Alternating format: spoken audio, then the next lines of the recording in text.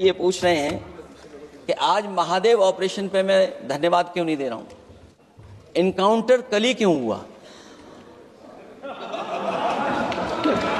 हमारे सबसे बेहतरीन एयरक्राफ्ट जो नींबू और मिर्च लगा करके जिनकी पूजा की गई थी, वो कितने उड़े थे। आपके देश के प्रधानमंत्री जी, जिस हमारे देश के नहीं, हमारे भी प्रधानमंत्री हैं, हमारे भी प्रधानमंत्री हैं। फिर बोलता हूं, मैं फिर बोलता हूं, अध्यक्ष महोदय, मैं तो आपको बहुत अच्छा मान रहा था कि आप ही मुझे बुलवा के गए थे। मैं फिर बोलता हूं, देखिए प्रधानमंत्री जी की लाइनें हैं ये वाली, मैं दुनिया को मनाने में लगा हूं, मेरा घर मुझसे रूठा जा रहा है। और अध्यक्ष महोदय, फिर वही बात मैं दोहराऊं जिसकी वजह से पहलगांव हुआ, जिसकी वजह से पुलवामा हुआ। चीजों को सब समझते हैं। तो आखिरकार अध्यक्ष महोदय, पुलवामा में जो गाड़ी में RDX आया, वो गाड़ी आज तक क्यों नहीं पकड़ी गई? और फिर पहलगांव में किसी भी दल ने आपके साथ किसी तरह की राजनीतिक बातचीत नहीं की, लेकिन राजनीतिक लाभ आपने कांग्रेस पार्टी से भी उठाने की कोशिश की, हमारे से भी उठाने की कोशिश की। अगर डेलीगेशन भेजना ही था आपको, तो पॉलिटिकल पार्टीज तय करती हैं, आप नहीं तय कर सकते। ये राजनीति कौन कर रहा है? और फिर अध्यक्ष महोदय, राजनीति करने वाले वो लोग जो अपने चुनावी भाषण में कह रहे थे कि POK हम 6 महीने में ले लेंगे, और ऐसा भी लगा हम लोगों को, क्योंकि अध्यक्ष महोदय, जब हम बड़े बड़े राष्ट्रीय चैनलों को देखते हैं तो उन चैनलों से ये लग रहा था कि कराची हमारा हो गया है, लाहौर हमारा हो गया है। किसी चैनल ने किसी को ये भी बताया कि हमने उनको पकड़ भी लिया है।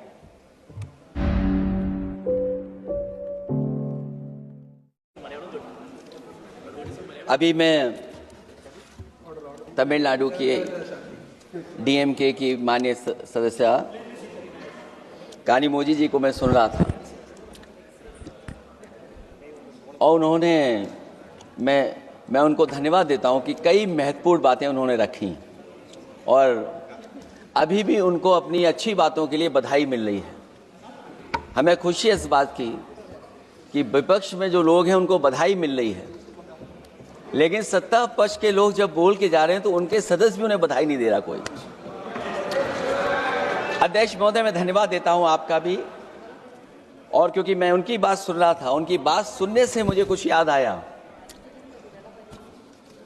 मैं ये कहना चाहता हूं 2 लाइनों में कि मैं दुनिया को मनाने में लगा हूं।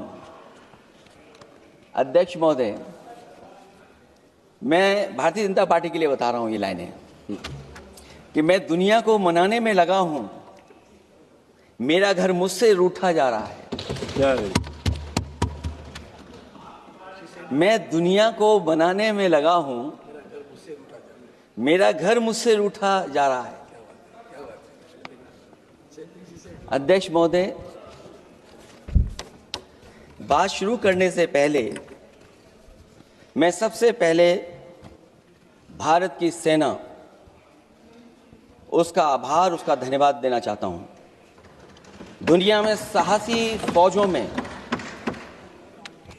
गिनती अगर होती है तो हमारी भारत की सेना सबसे आगे दिखाई देगी। उनके पराक्रम पर, उनकी वीरता पर, उनके अदम्य शौर्य पर हमें सबको गर्व है। कोई ऐसा भारतीय नहीं होगा जिसको गर्व ना हो। हमें अपनी फौज पर गर्व है, और हमें इस बात के लिए भी गर्व है कि जब सेना ने अपना ऑपरेशन शुरू किया तो पाकिस्तान के जितने भी टेररिस्ट कैंप थे उन पर अटैक किया गया। न केवल पाकिस्तानी कैंपों को नष्ट किया गया, बल्कि पाकिस्तानी जो एयरबेस है उन तक पहुंच गए, उनको भी नष्ट किया, ध्वस्त किया।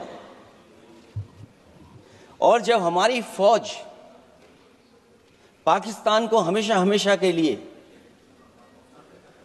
एक पाठ पढ़ा सकती थी, एक ऐसा संदेश जाता कि भविष्य में पाकिस्तान कभी ये हिम्मत नहीं जुटा पाता,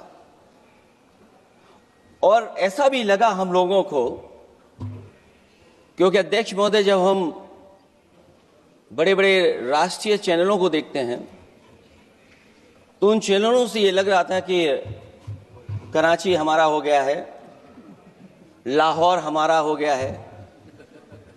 किसी चैनल ने किसी को ये भी बताया कि हमने उनको पकड़ भी लिया है।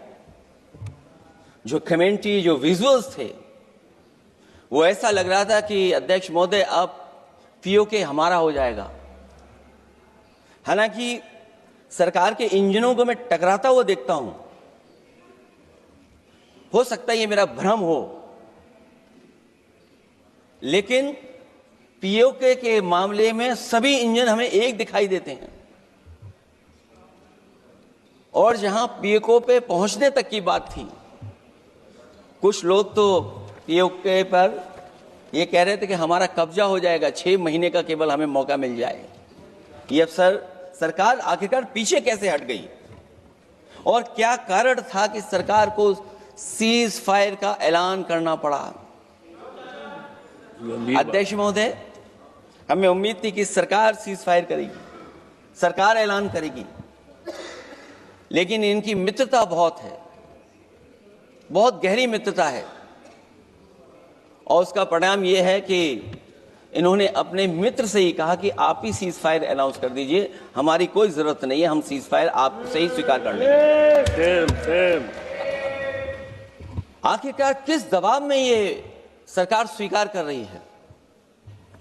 वैसे तो अध्यक्ष महोदय, आज जिस विषय पर बोलने के लिए मैं खड़ा हुआ हूं, दरअसल वो विषय होना ही नहीं चाहिए था। ये दुर्भाग्यपूर्ण है कि आजादी के इतने साल बाद भी ऐसे मुद्दे बने हुए हैं।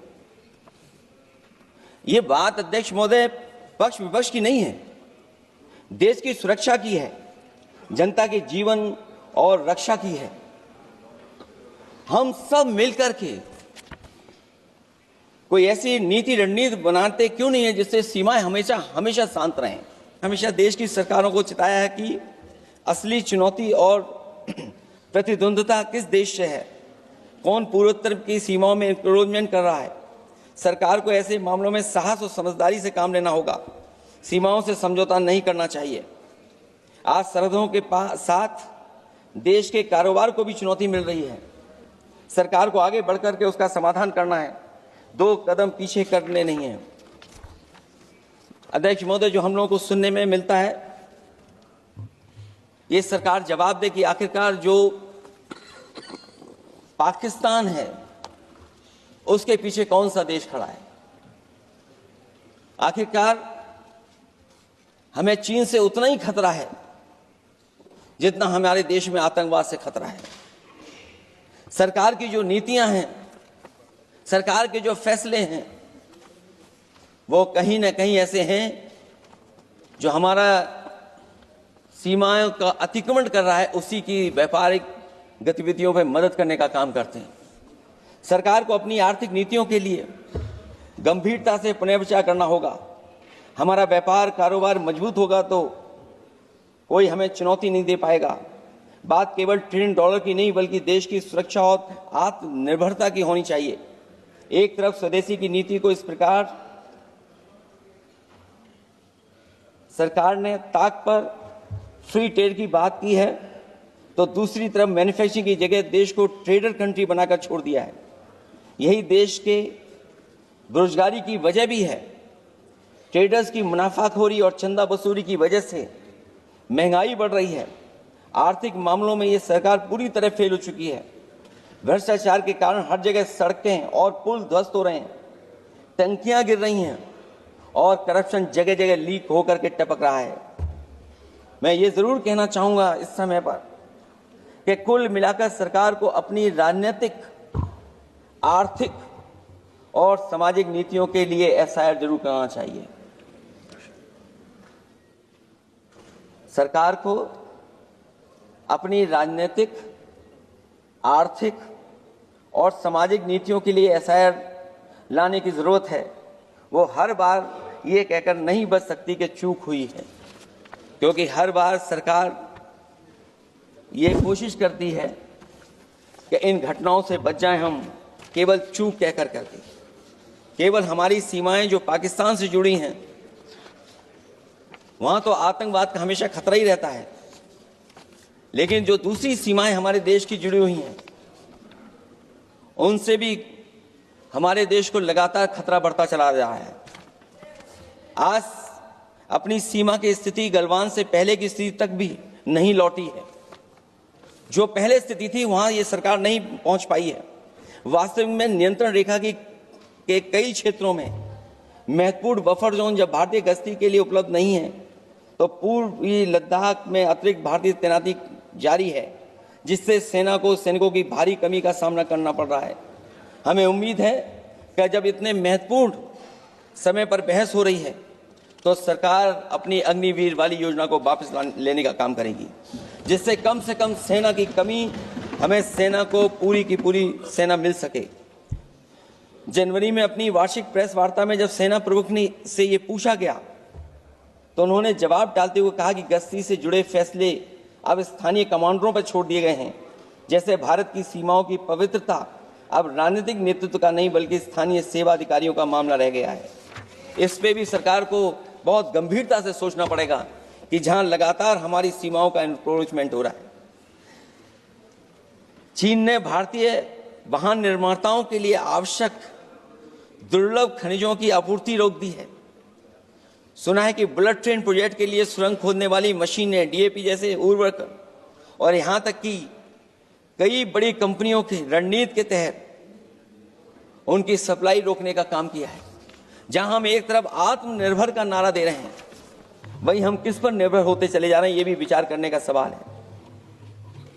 सुनने में आ रहा है कि कुछ महीनों के बाद सरकार बीजिंग में मंत्री अधिकारी सब मिलकर के कोई बहुत बड़ी मीटिंग होने जा रही है। कहीं ऐसा तो नहीं है जो कूटनीतिक भागदौड़ चल रही है, कहीं कोई हमारी कमजोरी तो नहीं उजागर कर रही है।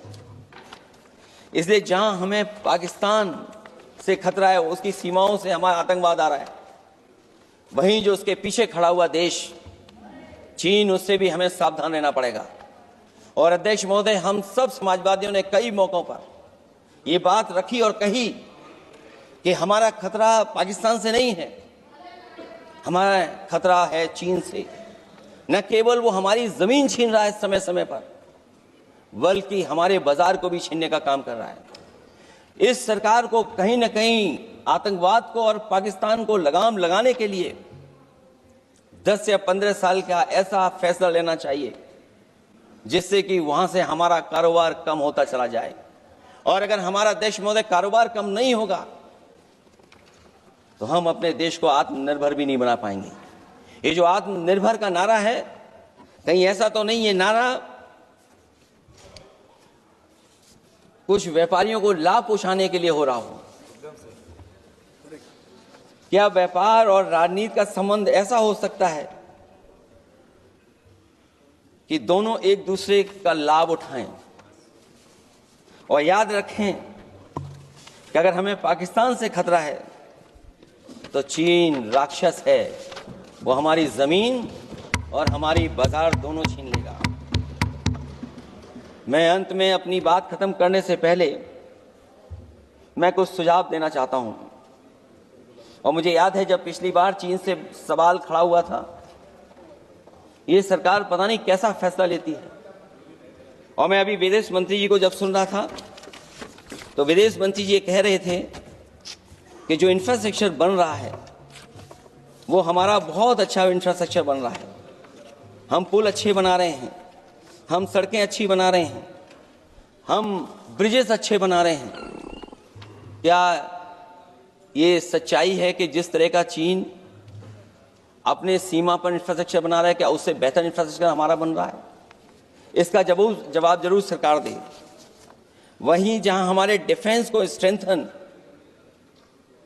जितना हम करेंगे उतनी हमारी नेशनल सिक्योरिटी स्ट्रेंथन होगी।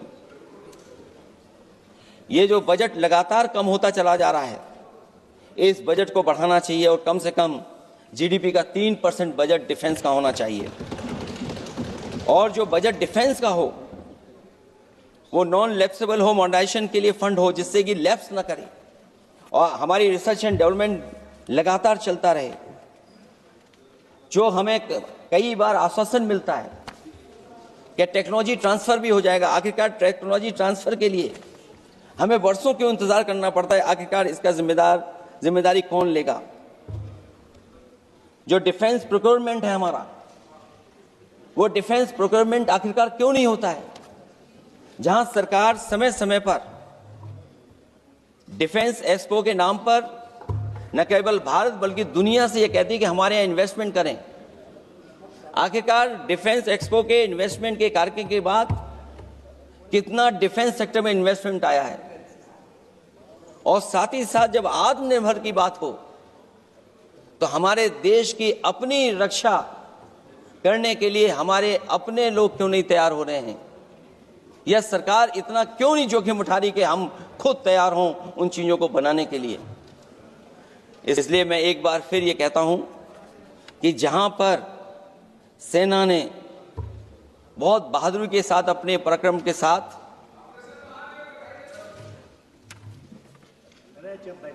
पराक्रम, वीरता और अदम्य शौर्य की जो उन्होंने परिचय दिया, उसके लिए फौज को मैं बधाई देता हूं।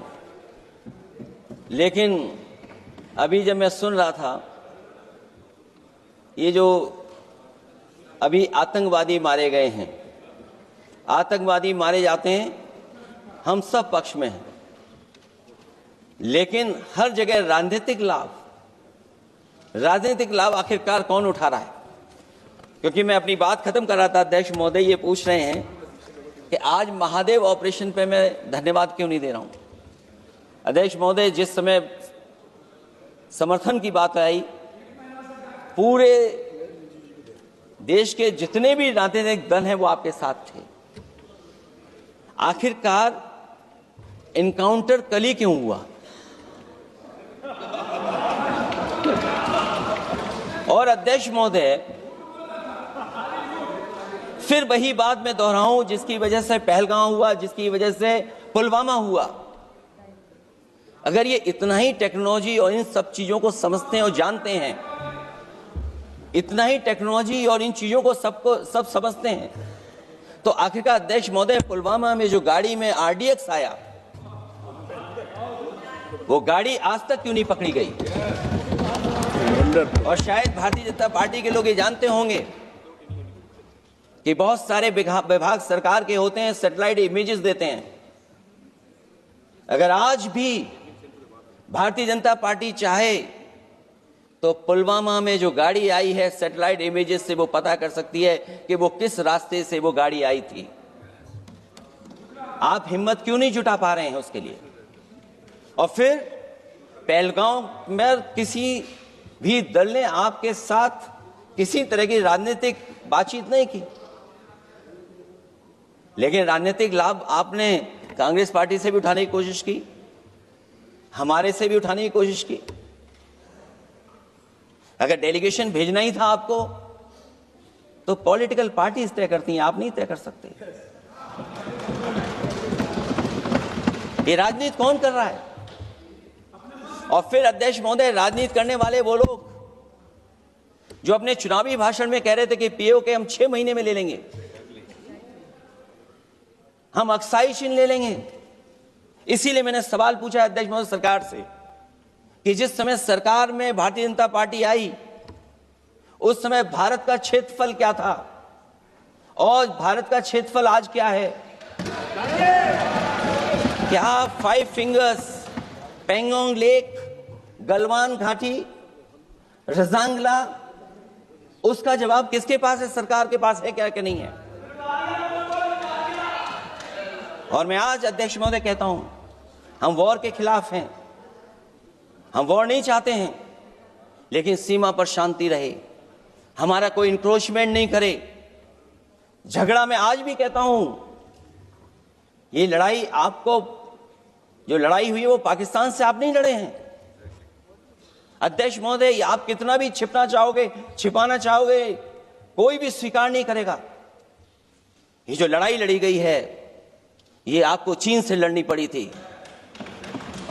और जो समय आप बताते हैं कि इस समय से इस समय तक हमारी एयरफोर्स और हमारे लोगों ने हमला किया, टेररिस्ट लोगों के तमाम सेंटर्स को खत्म किया है, तो हमारे मन में भी एक इच्छा आती है कि हमारे सबसे बेहतरीन एयरक्राफ्ट जो नींबू और मिर्च लगा करके जिनकी पूजा की गई थी, वो कितने उड़े थे। हम और सवाल नहीं पूछना चाहते हैं हम आपसे, मैं केवल इतना पूछना चाहता हूं कि जिन एयरक्राफ्टों को नींबू और मिर्च लगाकर के पूजा की गई थी,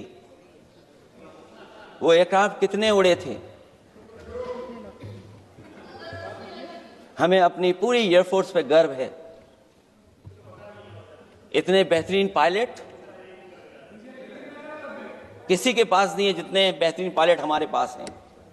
और हम समाजवादी वो लोग हैं जिन्होंने ऐसा इंफ्रास्ट्रक्चर सड़कों का बनाया था कि अगर कभी इमरजेंसी हो तो आपका एयरक्राफ्ट वहां पर उतर जाएगा। और देश में पहली बार सुकोई, मिराज और हरकुलस अगर किसी ने सड़क पर उतारे थे तो वो समाजवादी पार्टी और हम लोगों ने सड़क पर उतारने का काम किया था। सही बात। और दूसरा, अध्यक्ष महोदय, मैं और जानकारी देना चाहता हूं। आपके देश के प्रधानमंत्री जी जिस हमारे देश के नहीं, हमारे भी प्रधानमंत्री हैं, हमारे भी प्रधानमंत्री हैं, हमारे हैं, बात खत्म हो रहा है। अध्यक्ष महोदय, मैं फिर बोलता हूं। अध्यक्ष महोदय, मैं तो आपको बहुत अच्छा मान रहा था कि आप ही मुझे बुलवा के गए थे। मैं फिर बोलता हूं, देखिए प्रधानमंत्री जी की लाइनें हैं ये वाली, मैं दुनिया को मनाने में लगा हूं, मेरा घर मुझसे रूठा जा रहा है। आखिरकार कौन रूठा हुआ है इस देश में? जो हमने देखा इतने दिनों में, प्रधानमंत्री जी डिफेंस मिनिस्टर का भी रोल प्ले कर रहे थे। इसलिए जिस सड़क पर हमारे देश के प्रधानमंत्री जी हरकुलस विमान से उतरे थे, वो हाईवे किसी ने डिजाइन किया था तो समाजवादी लोगों ने डिजाइन किया। यूपी में तो डिजाइन हो गया एक और, लेकिन देश में क्यों नहीं ऐसी सड़कें बन रही जहां पर इमरजेंसी के समय पर एयरफोर्स इसको इस्तेमाल कर सके।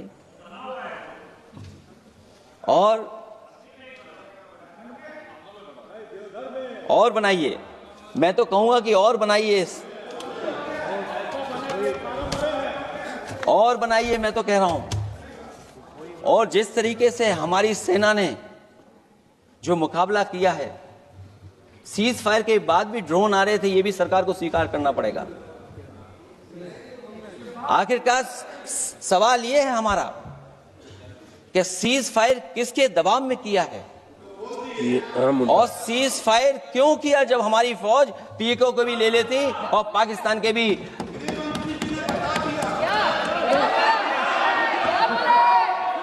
अध्यक्ष महोदय,